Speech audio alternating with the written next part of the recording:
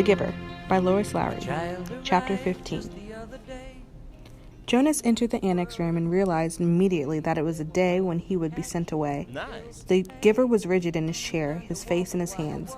"I'll come back tomorrow, sir," he said quickly. Then he hesitated. "Unless maybe there's something I can do to help." The Giver looked up at him, his face contorted with suffering. "Please," he gasped, "take some of the pain." Please! Jonas helped him to his chair at the side of the bed. Then he quickly removed his tunic and laid face down. "Put your hands on me," he directed, aware that in such anguish the Giver might need reminding. The hands came, and the pain came with them and through them. Jonas braced himself and entered the memory which was torturing the Giver. He was in a confused, noisy, foul-smelling place. It was daylight, early morning, and the air was thick with smoke that hung yellow and brown above the ground. Around him, everywhere, far across the expanse of what seemed to be a field, lay groaning men. A wild-eyed horse, its bridle torn and dangling, trotted frantically through the mounds of men, tossing its head, whining in panic. It stumbled, finally, then fell, and did not rise. Jonas heard a voice next to him. "Water," the voice said in a parched, croaking whisper. He turned his head toward the voice and looked into the half-closed eyes of a boy who seemed not much older than himself. Dirt streaked the boy's face and his matted blonde hair. He lay sprawled, his gray uniform glistening with wet, fresh blood. The colors of the carnage were grotesquely bright, the crimson wetness on the rough and dusty fabric, the ripped shreds of grass, startlingly green in the boy's yellow hair. The boy stared at him. "Water," he begged again. When he spoke, a new spurt of blood drenched the coarse cloth across his chest and sleeve. One of Jonas's arms was immobilized with pain, and he could see through his own torn sleeve something that looked like ragged flesh and splintery bone. He tried his remaining arm and felt it move. Slowly he reached to his side, felt the metal container there and removed its cap, stopping the small motion of his hand now and then to wait for the surging pain to ease. Finally, when the container was open, he extended his arm slowly across the blood-soaked earth, inch by inch, and held it to the lips of the boy. Water trickled into the imploring mouth and down the grimy chin. The boy sighed. His head fell back, his lower jaw dropping as if it had been surprised by something. A dull blankness slid across his eyes. He was silent. But the noise continued all around. The cries of the wounded men, the cries begging for water and for mother and for death. Horses lying on the ground shrieked, raised their heads, and stabbed randomly toward the sky with their hooves. From the distance, Jonas could hear the thud of cannons. Overwhelmed by pain, he lay there in the fearsome stench for hours, listened to the men and animals die, and learned what warfare meant. Finally, when he knew that he could bear it no longer and would welcome death himself, he opened his eyes and was once again on the bed. The Giver looked away, as if he could not bear to see what he had done to Jonas. "Forgive me," he said. All around me are familiar faces, worn out places, worn out faces. Chapter 16. Jonas did not want to go back. He didn't want the memories, didn't want the honor, didn't want the wisdom, didn't want the pain. He wanted his childhood again, his scraped knees and ball games. He sat in his dwelling alone, watching through the window, seeing children at play, citizens bicycling home from uneventful days at work, ordinary lives free of anguish because he had been selected, as others before him had, to bear their burden. That's great! But the choice was not his. He returned each day to the annex room. Yeah. The Giver was gentle with him for many days following the terrible shared memory of war. "There are so many good memories," the Giver reminded Jonas. And it was true. By now, Jonas had experienced countless bits of happiness, things he had never known of before. He had seen a birthday party with one child singled out and celebrated on his day, so that now he understood the joy of being an individual, special and unique and proud. He had visited museums and seen paintings filled with all the colors he could now recognize and name. In one ecstatic memory, he had rented a gleaming brown horse across a field that smelled of damp grass and had dismounted beside a small stream from which both he and the horse drank cold, clear water. Nice. Now he understood about animals, and in the moment that the horse turned from the stream and nudged Jonas's shoulder affectionately with its head, he perceived the bonds between animal and human. Nice. He had walked through woods and sat at night beside a campfire. Although he had, through the memories, learned about the pain of loss and loneliness, now he gained, too, an understanding of solitude and its joy. "What is your favorite?" Jonas asked the giver. "You don't have to give it away yet," he added quickly. "Just tell me about it, so I can look forward to it, because I'll have to receive it when your job is done." Oh, really? The giver smiled. "Lie down," he said. "I'm happy to give it to you." Oh, really? Jonas felt the joy of it as soon as the memory began. Sometimes it took a while for him to get his bearings, to find his place, but this time he fit right in and felt the happiness that pervaded the memory. He was in a room filled with people, and it was warm, with firelight glowing on an hearth. He could see through a window that outside it was night and snowing. There were colored lights, red and green and yellow, twinkling from a tree which was, oddly, inside the room. On a table, lighted candles stood in a polished golden holder and cast a soft, flickering glow. Nice. He could smell things cooking, and he heard soft laughter. A golden-haired dog lay sleeping on the floor. On the floor there were packages wrapped in brightly colored paper and tied with gleaming ribbons. As Jonas watched, a small child began to pick up the packages and pass them around the room, to other children, to adults who were obviously parents, and to an older, quiet couple, man and woman, who sat smiling together on a couch. While Jonas watched, the people began one by one to untie the ribbons on the packages, to unwrap the bright papers, open the boxes, and reveal toys and clothing and books. There were cries of delight. They hugged one another. The small child went and sat on the lap of the older woman, and she rocked him and rubbed her cheek against his. Jonas opened his eyes and lay contentedly on the bed, still luxuriating in the warm and comforting memory. It had all been there, all the things he had learned to treasure. True. "What did you perceive?" the giver asked. "Warmth," Jonas replied, "and happiness, and, let me think, family. That it was a celebration of some sort, a holiday, and something else. I can't quite get the word for it. It will come to you. Who were the old people? Why were they there?" What's the matter with you? It had puzzled Jonas seeing them in the room. The old of the community did not ever leave their special place, the house of the old, where they were so well cared for and respected. Oh, really? They were called grandparents. Grandparents? Grandparents. It meant parents of the parents, long ago. Back and back and back, Jonas began to laugh. So actually, there could be parents of the parents of the parents of the parents. Oh, really? The giver laughed too. That's right. It's a little like looking at yourself looking in a mirror, looking at yourself looking in a mirror. Jonas frowned. But my parents must have had parents. True. I never thought about it before. Oh, really? Who are my parents of the parents? Where are they? You could go look in the Hall of Open Records. You'd find the names. But think, son, if you apply for children, then who will be their parents of the parents? Who will be their grandparents? My mother and father, of course. And where will they be? Jonas thought. "Oh," he said slowly.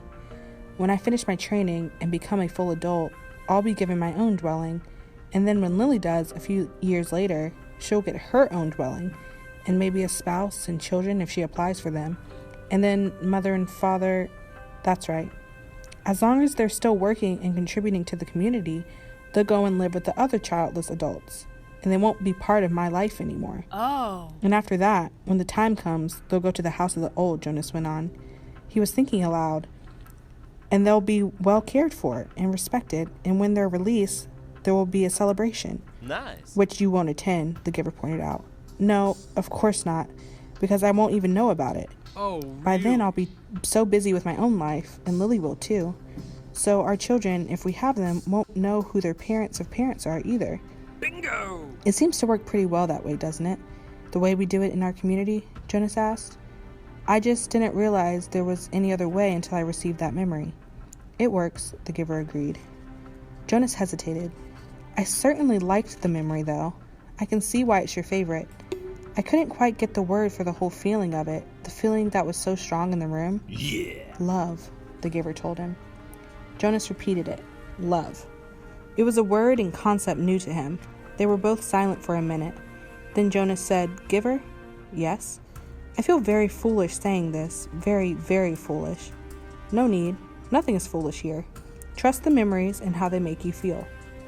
"Well," Jonas said, looking at the floor, "I know you don't have the memory anymore because you gave it to me, so maybe you won't understand this. I will. I am left with a vague wisp of that one, and I have many other memories of families and holidays and happiness, of love. Oh, nice. Jonas blurted out what he was feeling.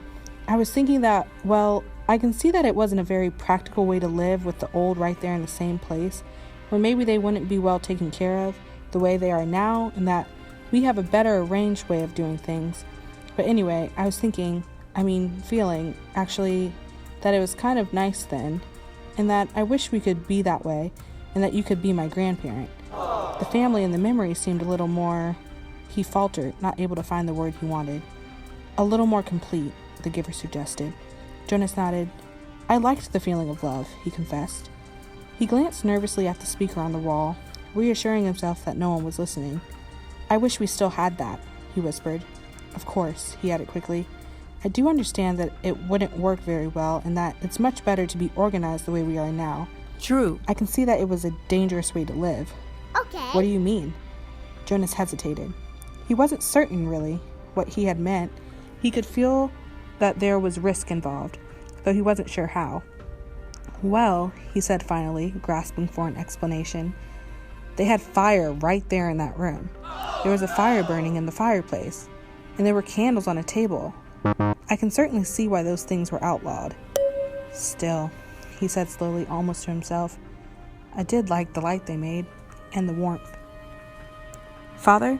Mother? Jonas asked tentatively after the evening meal. I have a question I want to ask you.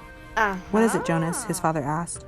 He made himself say the words, though he felt flushed with embarrassment. He had rehearsed them in his mind all the way home from the annex. Nice. Do you love me? There was an awkward silence for a moment. Then Father gave a little chuckle.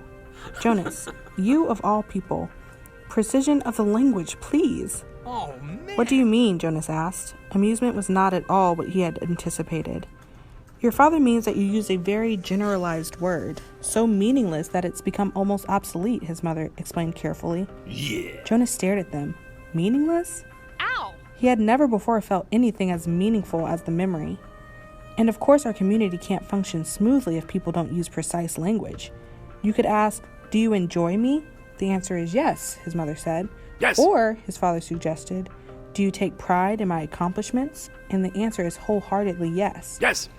Do you understand why it's inappropriate to use a word like love? Mother asked. Yes. Jonas nodded. Yes. Thank you. I do, he replied slowly. It was his first lie to his parents. Liar, liar, pants on fire. Gabriel, Jonas whispered that night to the new child. The crib was in his room again. After Gabe had slept soundly in Jonas's room for 4 nights, his parents had pronounced the experiment a success and Jonas a hero. Gabriel was growing rapidly now, crawling and giggling across the room and pulling himself up to stand. He could be upgraded in the nurturing center, Father said happily. Now that he slept, he could be officially named and given to his family in December, which was only 2 months away. That's great! But when he was taken away, he stopped sleeping again and cried in the night, so he was back in Jonas's sleeping room. They would give it a little more time, they decided. Since Gabe seemed to like it in Jonas's room, he would sleep there at night a little longer until the habit of sound sleep was fully formed. The nurturers were very optimistic about Gabriel's future. There was no answer to Jonas's whisper. Gabriel was sound asleep. Things could change, Gabe, Jonas went on. Things could be different. I don't know how, but there must be some way for things to be different. There could be colors. And grandparents, he added, staring through the dimness toward the ceiling of his sleeping room. And everybody would have the memories. You know about memories, he whispered, turning toward the crib. Gabriel's breathing was even and deep. Jonas liked having him there, though he felt guilty about the secret. Each night he gave memories to Gabriel. Memories of boat rides and picnics in the sun. Memories of soft rainfall against window panes. Memories of dancing barefoot on a damp lawn. Gabe? What's the matter with The new child stirred slightly in his sleep. Jonas looked over at him. There could be love, Jonas whispered. Oh, really? The next morning, for the first time, Jonas did not take his pill. Something within him, something that had grown there through the memories, told him to throw the pill away. I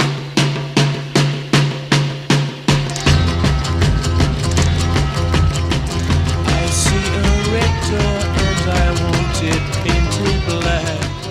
Today is declared an unscheduled holiday. Jonas, his parents, and Lily all turned in surprise and looked at the wall speaker from which the announcement had come. It happened so rarely and was such a treat for the entire community when it did. Adults were exempted from the day's work, children from school and training and volunteer hours. Bingo! The substitute laborers, who would be given a different holiday, took over all the necessary tasks, nurturing, food delivery, and care of the old, and the community was free. Good. Jonas cheered and put his homework folder down. Very good. He had been about to leave for school. School was less important to him now, and before much time passed, his formal schooling would end. But still, for 12s, though they had begun their adult training, there were the endless list of rules to be memorized and the newest technology to be mastered. True. He wished his parents, sister, and Gabe a happy day, and rode down the bicycle path looking for Asher. He had not taken the pills now for 4 weeks. The stirrings had returned, and he felt a little guilty and embarrassed about the pleasurable dreams that came to him as he slept. But he knew he couldn't go back to the world of no feelings that he had lived in so long. Come on! And his new, heightened feelings permeated a greater realm than simply his sleep. Though he knew that his failure to take the pills accounted for some of it, he thought that the feelings came also from the memories. Now he could see all of the colors, and he could keep them too, so that the trees and grass and bushes stayed green in his vision. Nice. Gabriel's rosy cheeks stayed pink even when he slept, and apples were always, always red. Yeah! Now, through the memories, he had seen oceans and mountain lakes and streams that gurgled through woods, and now he saw the familiar wide river beside the path directly. He saw all of the light and color and history it contained and carried it in his slow-moving water. And he knew that there was an elsewhere from which it came, and an elsewhere to which it was going. Ooh. On this unexpected, casual holiday, he felt happy, as he always had on holidays, but with a deeper happiness than ever before. Thinking, as he always did, about precision of language, Jonas realized that it was a new depth of feelings that he was experiencing. Oh, really? Somehow, they were not at all the same as the feelings that every evening in every dwelling, every citizen analyzed with endless talk. Oh, really? I felt angry because someone broke the play area rules, Lily had said once, making a fist with her small hand to indicate her fury. Her family, Jonas among them, had talked about the possible reasons for rule breaking and the need for understanding and patience until Lily's fist had relaxed and her anger was gone. But Lily had not felt anger, Jonas realized now. Shallow impatience and exasperation. That was all Lily had felt. Busted. He knew that with certainty because now he knew what anger was. Now he had, in the memories, experienced injustice and cruelty, and he had reacted with rage that welled up so passionately inside him that the thought of discussing it calmly at the evening meal was unthinkable. I felt sad today, he had heard his mother say, and they had comforted her. Nice. But now Jonas had experienced real sadness. He had felt grief. He knew that there was no quick comfort for emotions like those. True. These were deeper, and they did not need to be told. They were felt. Today, he felt happiness. Asher! He spied his friend's bicycle leaning against a tree at the edge of the playing field. Nearby, other bikes were strewn around on the ground. Nice. On a holiday, the usual rules of order could be disregarded. He skidded to a stop and dropped his own bike beside the others. Yeah! "Hey, Ash!" he shouted, looking around. There seemed to be no one in the play area. "Where are you?" "Shh!" A child's voice, coming from behind a nearby bush, made the sound. "Pow, pow, pow!" A female 11 and Tanya staggered forward from where she had been hiding. Dramatically, she clutched her stomach and stumbled about in a zigzag pattern, groaning. "You got me!" she called, and fell to the ground grinning. Blam! Jonas, standing on the side of the playing field, recognized Asher's voice. He saw his friend, aiming an imaginary weapon in his hand, dart from behind one tree to another. Blam! "You're in my line of ambush, Jonas. Watch out!" Jonas stepped back. He moved behind Asher's bike and knelt so that he was out of sight. It was a game he had often played with the other children, a game of good guys and bad guys, a harmless pastime that used up their contained energy and ended only when they all lay posed in freakish postures on the ground. He had never recognized it before as a game of war. Attack! The sound came from behind the small storehouse where play equipment was kept. 3 children dashed forward, their imaginary weapons in firing position. From the opposite side of the field came an opposing shout. Counterattack! From their hiding places, a horde of children, Jonas recognized Fiona in the group, emerged, running in a crouched position, firing across the field. Several of them stopped, grabbed their own shoulders and chests with exaggerated gestures, and pretended to be hit. They dropped to the ground and lay suppressing giggles. Feelings surged within Jonas. He found himself walking forward into the field. "You're hit, Jonas!" Asher yelled from behind the tree. "Pow! You're hit again!" Jonas stood alone in the center of the field. Several of the children raised their heads and looked at him uneasily. The attacking army slowed, emerged from their crouched positions, and watched to see what he was doing. In his mind, Jonas saw again the face of the boy who had lain dying on a field and had begged him for water. He had a sudden choking feeling, as if it were difficult to breathe. One of the children raised an imaginary rifle and made an attempt to destroy him with the firing noise. Phew! Then they were all silent, standing awkwardly, and the only sound was the sound of Jonas's shuddering breaths. He was struggling not to cry. Gradually, when nothing happened, nothing changed, the children looked at each other nervously and went away. He heard the sounds as they rightened their bicycles and began to ride down the path that led from the field. Only Asher and Fiona remained. "What's wrong, Jonas? It was only a game," Fiona said.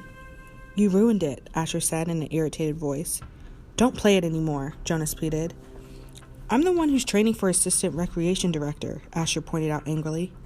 "Games aren't your area of expertise," Jonas corrected him automatically. "Whatever. You can't say what we play, even if you are going to be the new receiver." Yeah! Asher looked warily at him. "I apologize for not paying you the respect you deserved," he mumbled. "Asher," Jonas said. He was trying to speak carefully and with kindness to say exactly what he wanted to say. "You had no way of knowing this. I didn't know it myself until recently, but it's a cruel game. In the past, there have..." "I said I apologize, Jonas." Jonas sighed. It was no use. Of course Asher couldn't understand. "I accept your apology, Asher," he said warily. "Do you want to go for a ride along the river, Jonas?" Fiona asked, biting her lip with nervousness. Yes! Jonas looked at her. She was so lovely. For a fleeting instant, he thought he would like nothing better than to ride peacefully along the river path, laughing and talking with his great, gentle female friend. But he knew that such times had been taken from him now. He shook his head. After a moment, his two friends turned and went to their bikes. He watched as they rode away. Jonas trudged to the bench beside the storehouse and sat down, overwhelmed with feelings of loss. His childhood, his friendships, his carefree sense of security, all of these things seemed to be slipping away. With his new, heightened feelings, he was overwhelmed by sadness at the way the others had laughed and shouted, playing at war. But he knew that they could not understand why, without the memories. He felt such love for Asher and for Fiona, but they could not feel it back without the memories, and he could not give them those. Jonas knew with certainty that he could not change anything. Back in their dwelling that evening, Lily chattered merrily about the wonderful holiday she had had, playing with her friends, having her midday meal out of doors, and, she confessed, sneaking a very short try on her father's bicycle. "I can't wait till I get my very own bicycle next month. Father's is too big for me. I fell," she explained matter-of-factly. "Good thing Gabe wasn't in the child's seat." "A very good thing," Mother agreed, frowning at the idea of it. Gabriel waved his arms at the mention of himself. He had begun to walk just the week before. The first steps of a new child were always the occasion for celebration at the nurturing center, Father said, but also for the introduction of a discipline wand. Now Father brought the slender instrument home with him each night in case Gabriel misbehaved. But he was happy, an easygoing toddler. Now he moved unsteadily across the room, laughing. "Gay," he choked. "Gay!" It was the way he said his own name.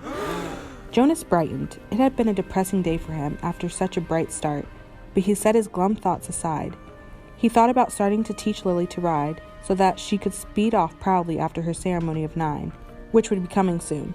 It was hard to believe that it was almost December again, that almost a year had passed since he had become a 12. He smiled as he watched the new child plant one small foot carefully before the other, grinning with glee at his own steps as he tried them out. "I want to get to sleep early tonight," Father said. "Tomorrow is a busy day for me. The twins are being born tomorrow, and the test results show that they're identical." "One for here, one for elsewhere," Lily chanted. "One for here, one for else." "Do you actually take it elsewhere, Father?" Jonas asked. "No, I just have to make the selection. I weigh them, hand the larger over to a nurturer who's standing by waiting, and then I get the smaller one all cleaned up and comfy. Then I perform a small ceremony of release and..." He glanced down, grinning at Gabriel. "Then I wave, 'Bye-bye,'" he said in the special sweet voice he used when he spoke to the new child. He waved his hand in the familiar gesture. Gabriel giggled and waved bye-bye back to him. "And somebody else comes to get him. Somebody from elsewhere?" That's right, Jonas Bonus. That's great. Jonas rolls his eyes in embarrassment that his father had used the silly pet name. Lily was deep in thought. What if they give the little twin a name elsewhere? A name like, maybe Jonathan. And here, in our community, at his naming, the twin that we kept here is given the name Jonathan. And then there would be 2 children with the same name, and they would look exactly the same, and someday maybe when they were a 6, one group of 6s would go to visit another community on a bus, and there in the other community, in the other group of 6s, would be a Jonathan who was exactly the same as the other Jonathan, and then maybe they wouldn't get mixed up and take the wrong Jonathan home, and maybe his parents wouldn't notice, and then... She paused for breath.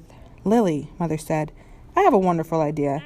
Maybe when you become a 12, they'll give you the assignment of storyteller. Yeah. I don't think we've had a storyteller in the community for a long time, but if I were on the committee, I would definitely choose you for that job. Lily grinned. I have a better idea for one more story, she announced. What if actually we were all twins and didn't know it, and so elsewhere there would be another Lily, and another Jonas, and another father, and another Asher, and another chief elder, and another...